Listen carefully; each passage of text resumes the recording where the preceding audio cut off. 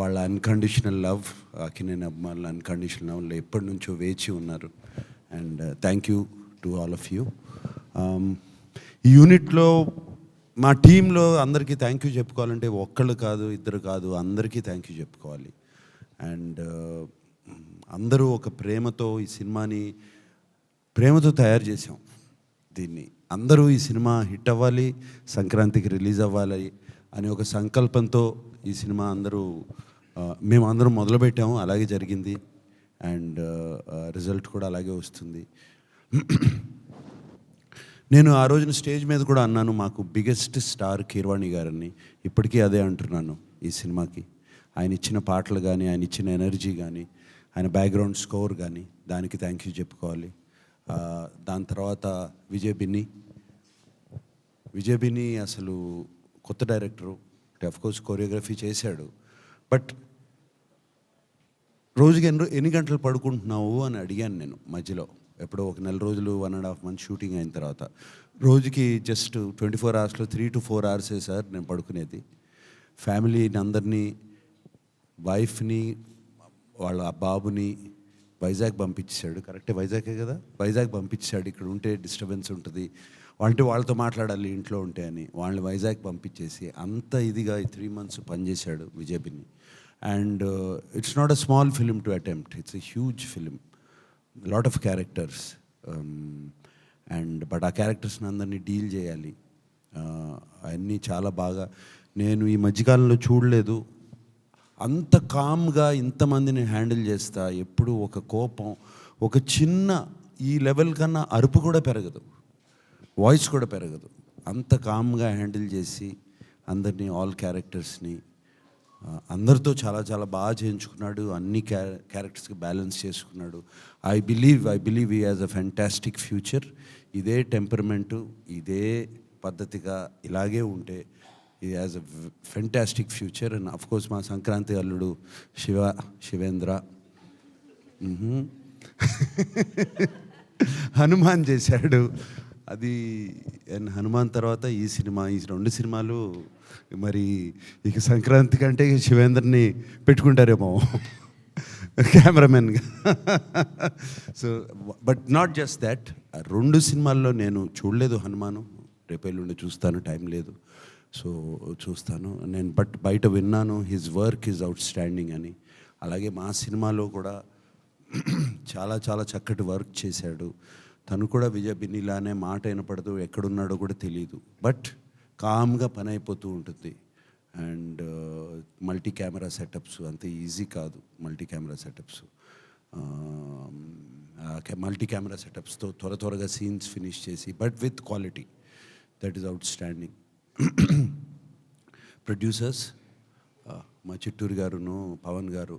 చిట్టూరు గారు నాకు బాగా గుర్తు, కథ వినగానే ఆల్మోస్ట్ January Februaryలోనే 2023 January February కథ ఇది బాస్, ఆయన అందరినీ బాస్ అంటారు. సో బాస్ ఈ కథ ఇది సూపర్ హిట్ అవుతుంది అన్నారు. అలాగే ఆయన మాట నిజమైంది. చిట్టూరు గారు, మీరు ఎక్కడ మాకు అందించిన ప్రోత్సాహం కానీ, వెనకాల నుంచి తోసిన విధానం కానీ, థ్యాంక్ యూ వెరీ మచ్. అలాగే పవన్ ఎక్కడున్నాడు? Pavan, you also always there. And my executive producer, beautiful Vasundhara, she was also there on sets all the time, keeping everybody calm, ready. అమ్మాయి ఉంటే గట్టిగా అరవలేం కదా, సో కొంచెం తగ్గేవాళ్ళం. సో అండ్ అలాగా అందరు టెక్నీషియన్స్, మా art director, everybody, art director ready అయిపోయి set టైంకి రెడీ అయిపోయి వచ్చేసే, ఎందుకంటే ఇలా టైంలో నడుస్తున్నప్పుడు అందరూ అలాగే. అండ్ మా శశి, నాకు మంచి స్లాంగ్లో అతను మనం ఒకసారి డైలాగ్ చెప్పాయా అంటే తన డైలాగ్ చెప్పేవాడు. సో చక్కగా అనేవాడిని, లేదు చక్కగా అనాలి అనేవాడు. ఇలా జరుగుతూ ఉండేవి. సో డబ్బింగ్లో పక్కన కూర్చోబెట్టుకుని నేను డబ్బింగ్ చెప్పాను. అలాగే మా విజయ్ ఉన్నాడు. ఎక్కడున్నాడు విజయ్? లేడా, రాలేదా, ఊరెళ్ళాడా? సో కో డైరెక్టరు. ఆయన లేకపోతే, ఆయనకి బెత్తం ఒక్కటే లేదు, ఆ బెత్తం ఉండుంటే, లేకపోతే బెత్తం ఉండుంటే అలాగే అందరితో పనిచేయించాడు. అండ్ అక్కడ ఉండి ఒక గంభీరంగా వాయిస్ ఉంటుంది, వినపడతా ఉంటుంది ఎక్కడున్నా సరే. ఇలా చెప్పుకుంటూ రావచ్చు. But I'm very happy.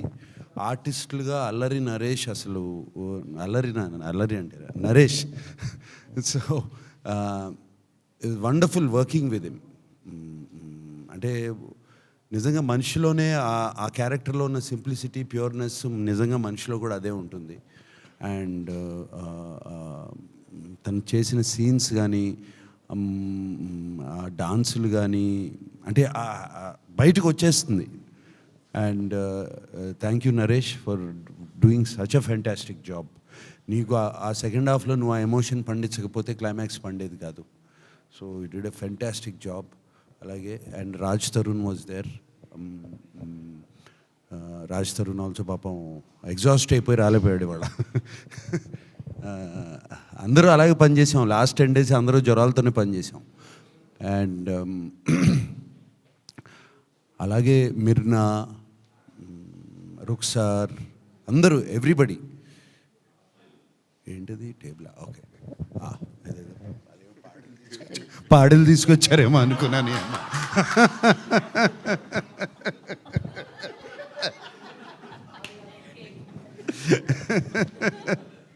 Okay, right.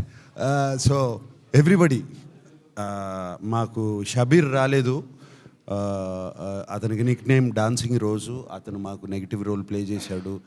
చాలా చాలా బాగా చేశాడు. ఇంకెవరు మనకు నెగిటివ్ రోల్? ఇంకా టెక్నీషియన్స్లో కాదు, మన అట్ సైడ్ ప్రెసిడెంట్ రావు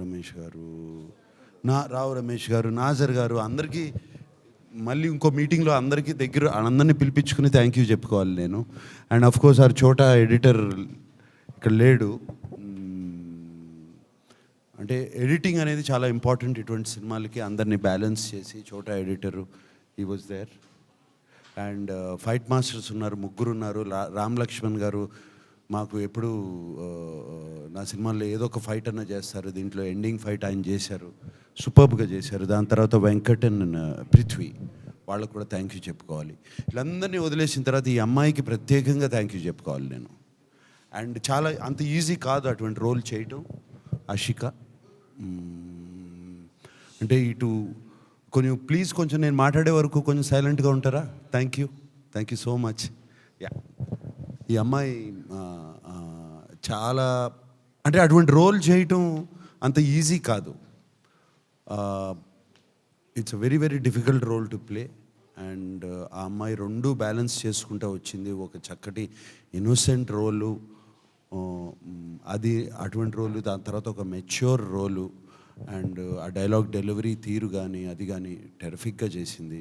నాకు ఆ అమ్మాయిది most favourite scene, one of the favourite scene is police స్టేషన్లో డబుల్ పెట్టే సీన్. అండ్ దానికి చాలా అరగెన్స్ కావాలి బాడీ లాంగ్వేజ్లో కానీ అది కానీ. తర్వాత ఒకసారి వచ్చి ఇంకో సీన్లో కత్తిస్తుంది నాకు. అది కూడా అంటే అంత ఈజీగా రావు, అదేదో చాలా సింపుల్ సీన్స్ అనుకుంటారు, బాడీలో లోపల నుంచి రావాలి. And Ashika, it did such a beautiful job.